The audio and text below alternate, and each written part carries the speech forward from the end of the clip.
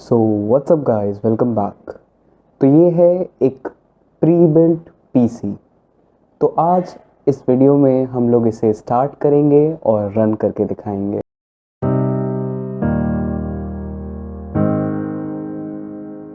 अगर बात करते हैं इसके स्पेक्स की, तो ये B450M मदरबोर्ड है विथ Ryzen 5 5600G और इसमें 512GB SSD और 16GB RAM है और इसका ग्राफिक्स कार्ड GT 710 है।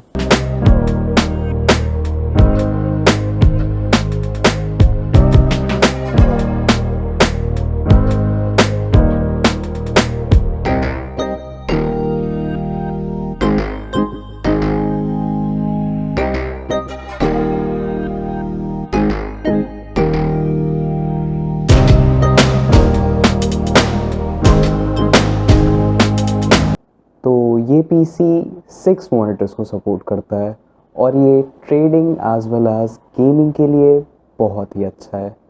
तो अगर आपको भी ये पीसी ख़रीदना है तो इसका लिंक डिस्क्रिप्शन में दिया है और आप उस लिंक में दिए नंबर से भी कांटेक्ट कर सकते हैं।